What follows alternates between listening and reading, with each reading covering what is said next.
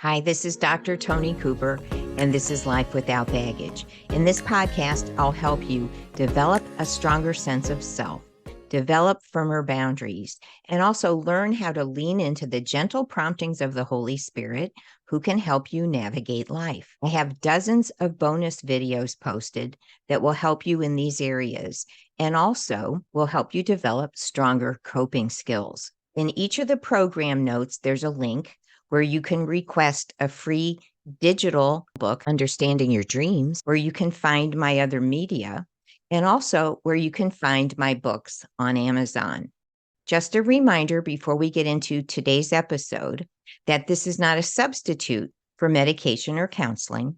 If you're having thoughts of harming yourself or another person, or if this material triggers you, please contact your doctor or a mental health specialist to help you with your concerns. Now, here's today's episode. So, welcome to another episode of Life Without Baggage. Many people are experiencing a sense of being lost. They don't know what their purpose is. They're concerned about the events going on in the world, in our nation. They have concerns about themselves, concerns about their family.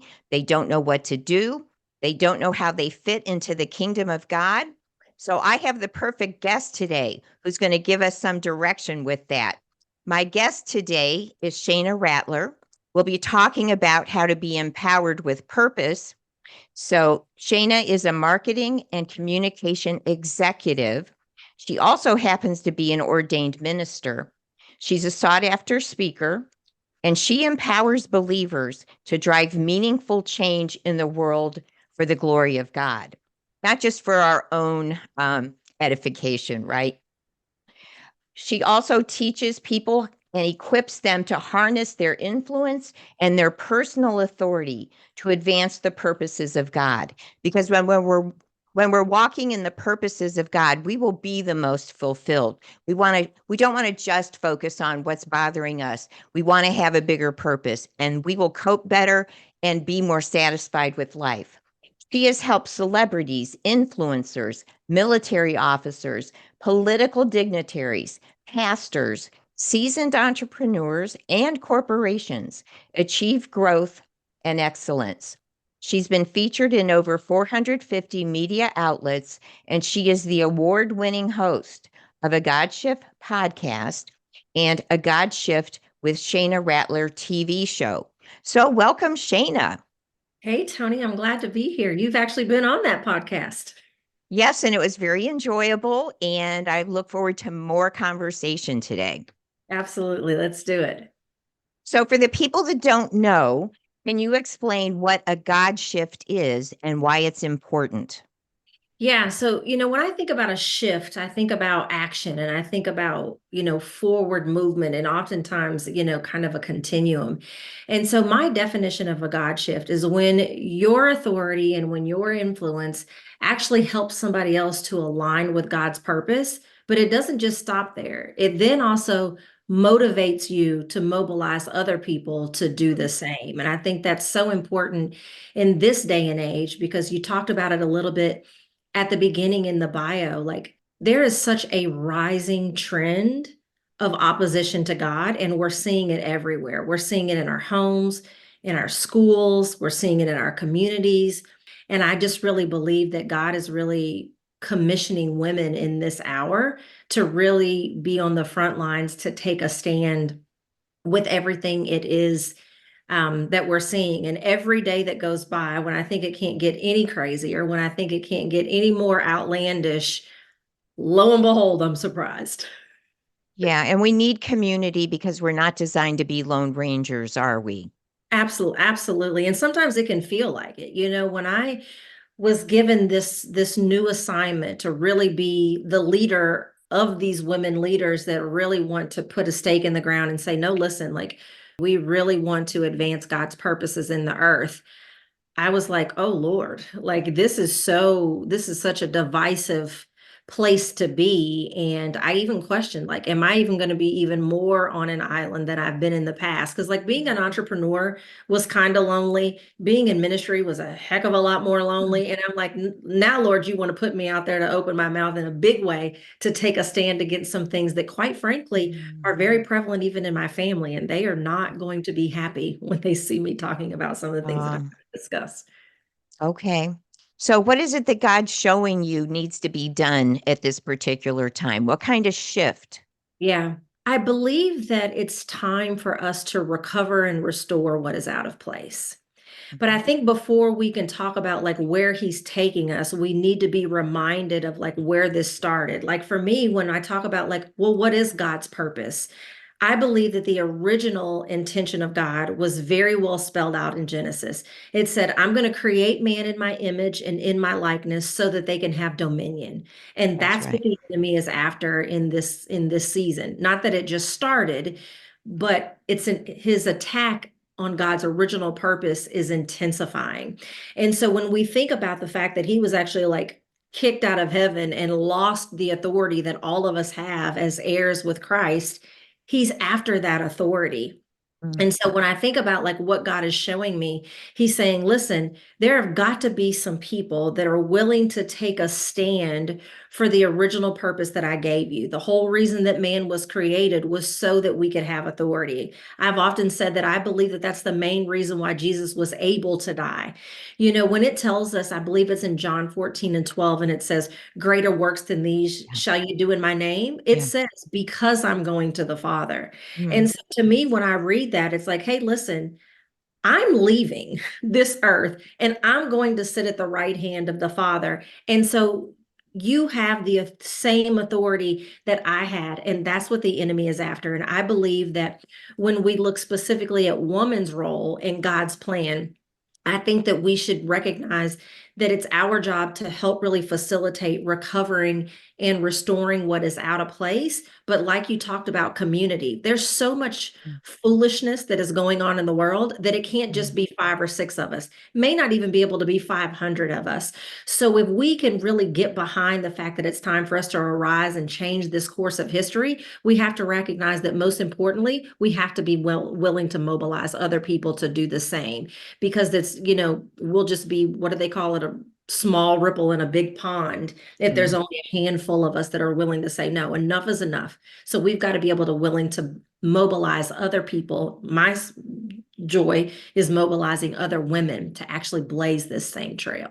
Mhm. Yeah, it's interesting because for the last year, and many times I've mentioned on my podcast that there's a verse in Amos, I think it's chapter 9. There's a verse in Isaiah 62, I think it's verse 10, about restoring, about Yes. God's original design and purpose. So God can restore the original design and purpose in our lives, in families, in Yeah. cultures. Yes. And you're Yes. talking about culture. There are some people that when they hear the word culture, they sliver it down only to ethnicity and race. Whereas clearly you and I are on the same page that yes, we're talking about culture from a bigger societal at large. I'm sure you're familiar with Rabbi Jonathan Kahn, and he's written tons of books about what happens when a culture turns away from God and whether they know it or not, are worshiping these false idols. When our focus turns away from God, something fills the vacuum. We think it's us, but there's an old song from Bob Dylan. You might not be old enough to remember. You got to serve somebody. So Yeah. if you're not serving Jesus Christ, you are serving somebody. And I think our culture has lost the idea that you are worshiping somebody. And Yeah. if it isn't God, who is it?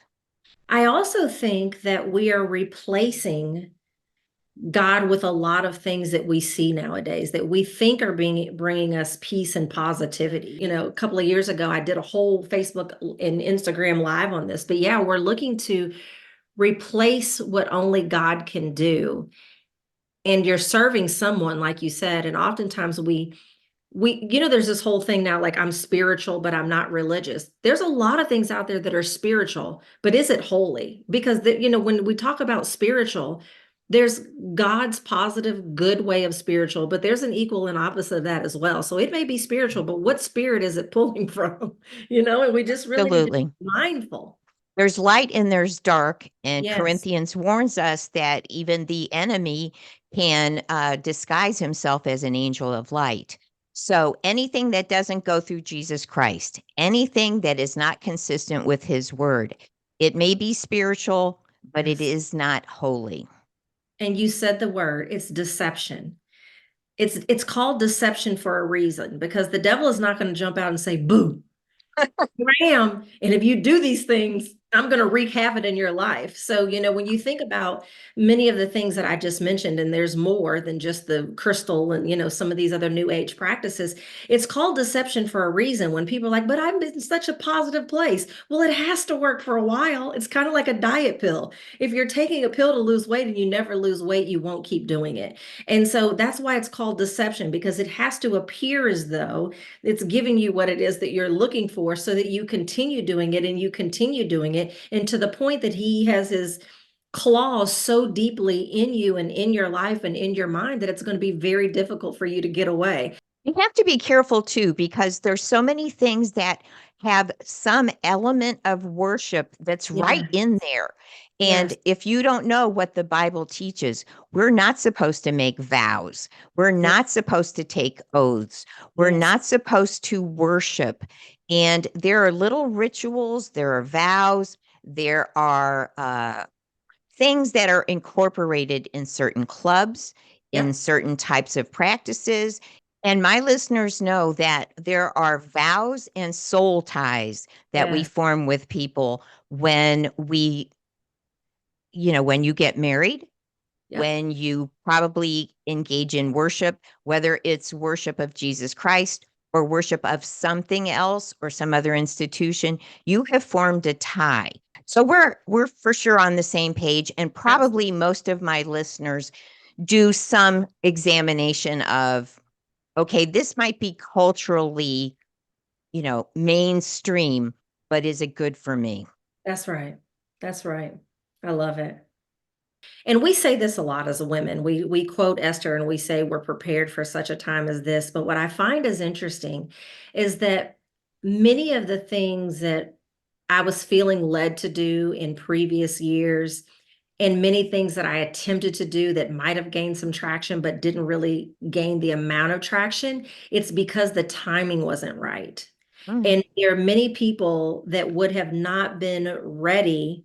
Some are not, still not ready, but more people would have not been ready a year ago, 2, 3 years ago, to be willing to have this conversation and listen to this conversation. And I'm going to tell you when I think it shifted.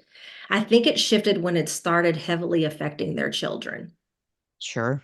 You know what I mean? Like, let's just Mhm. take everything that is going on with what I consider to be an agenda. There was a time that it was, live and let live. If that's what you want to do, that's your business, even though if it's not what I believe. But now we're seeing a time, Tony, where it's not live and let live, it's live and let them rule. And so people who were more willing to turn a blind eye to it's being isolated to your own household. And so I'm going to leave you be to what it is. But now, when they're coming home and they're looking in the textbooks of their second grader, or teachers are, telling children, I was born a girl and I want to be a boy. And if you want to do that too, we don't have to tell your mom. Like when they started seeing that it was hitting home with their children, I think that's when many more people were willing to say, whoa. And now that their eyes have been opened and their ears have been more tuned to this frequency, I believe that now maybe they'll be willing to have a broader scope to look at some of the other things that you and I have been talking about to see how those things too are things that are signs that enough is enough. And so I hate that it had to happen the way that it did, but I'm glad that something happened to begin to, open people's eyes to really what is going on around them, especially for those that may not know many of the things of the Bible. Like they don't know the things that the Bible talks about attacks on Israel, some things that may not be so much part of mainstream Christianity.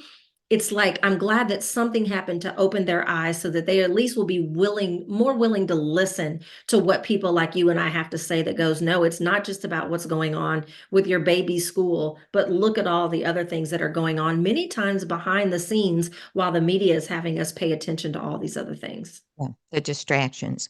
Yeah, Yeah, we need to do things to protect innocence correct. because the things that happen to us early in life, they shift whether or not we want to follow God. They shift whether our hearts are open to the truth.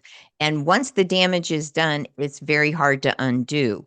People have personal responsibility, but we're at the point where, like you said, where it's not okay for everybody, like, this is what I believe and I'm going to do this. It's we're not given a choice and we're being shoved out of Yeah, even our permission to live by our own values. And it absolutely. will absolutely affect your children and grandchildren.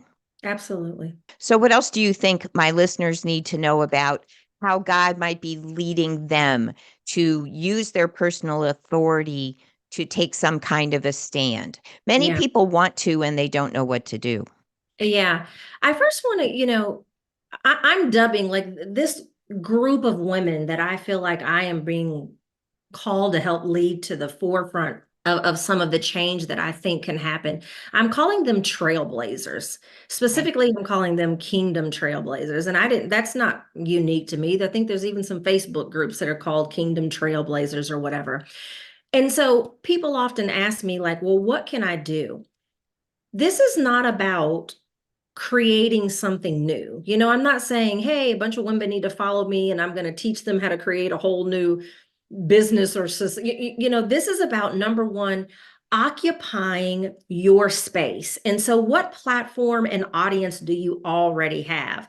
And for some of you, it's in your homes. For some of you, it's in your cities, your communities. But many of us do have platforms. And so it's not about, oh, I need to go out and create something new. It's about looking at what do we already have access to, and how can I begin to use the authority and influence that I already have, and in the spheres that I already have it, to begin to sound the alarm of what is going on and what it is that people can do differently.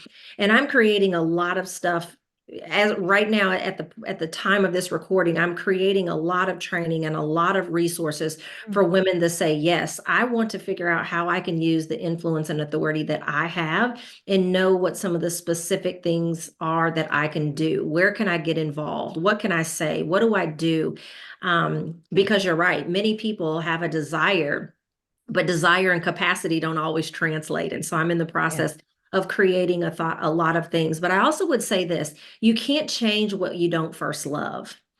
And what I'm afraid of is that if we don't recognize when we're blowing this trumpet and, go blazing, that if we don't recognize that we have to balance truth with love, we're just going to Mhm. create more division. And that's the last thing that we need. Like, that's what we have right now, is a ton of division. And so I would say, if you really want to become one of these kingdom trailblazers, that you really need to look at, how do you occupy your current space, and how do you recognize that the need to balance truth with love, so that we can actually accomplish what it is that we're intending to accomplish and not creating more division. Do you have any suggestions about that? I do. There's a number of things that we can do, but one of the things that I want you to do, because when I've created this concept of a kingdom trailblazer, I've created three different types. And depending on what type of trailblazer you are, there's going to be some things that no matter which one of these three types you fall into, everyone will need to do. But depending on which type of trailblazer you are, there's going to be some specific things that relate just to the type of trailblazer that you are. And I created a quiz. It's called the Kingdom Trailblazer Quiz. And you can actually take it at that same URL, kingdomtrailblazerquiz.com. And it's going to help you to identify what type of trailblazer you are and what are some of the specific strategies that you can do to impact change based on that type. But there's many things that we can do to begin to have impact.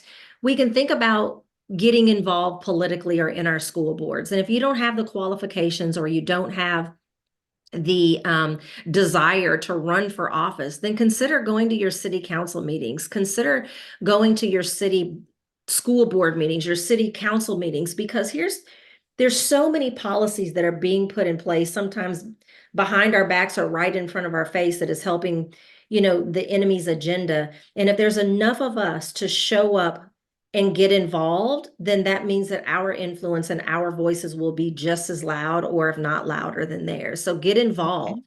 If Okay. you have the ability, raise money, because we know that money changes everything. Hmm.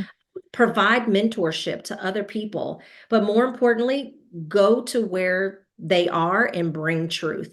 And so if there's people or groups of people that that are doing things that are really helping the enemy along, like making it easier for them, go to where they are. Jesus first went and developed relationships with them and brought love to them, and then he marched. And so those are Mhm. some things that everyone can do to get involved. But for the women, this is for women only.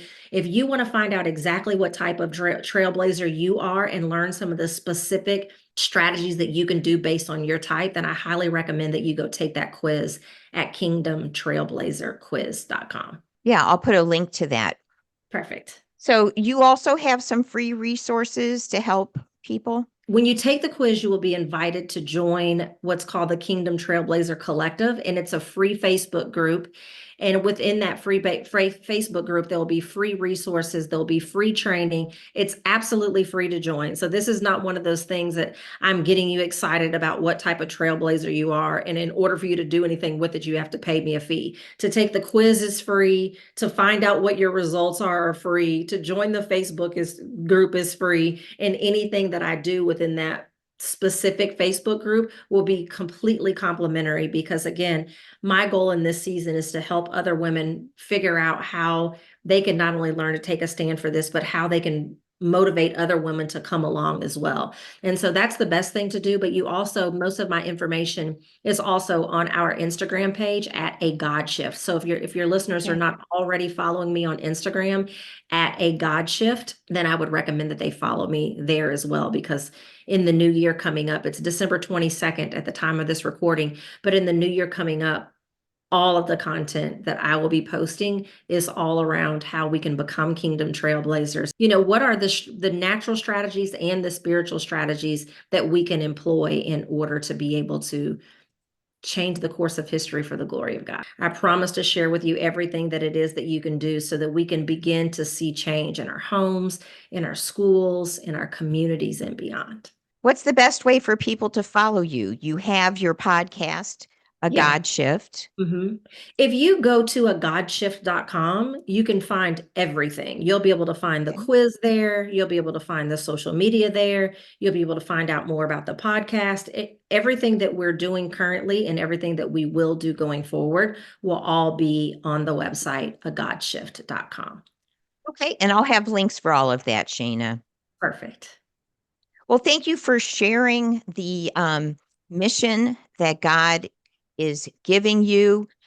Some of my listeners are men, but a lot of these things will still apply. Correct. You can be a voice. So men, follow me at A God Shift, but I'm going to ask that you please not take the quiz, because I'm going to be tracking things and nothing in there is for men with the quiz. So I'm going to ask that you not throw off my metrics by taking the quiz, but the men are still more than welcome to follow me on Instagram at A God Shift.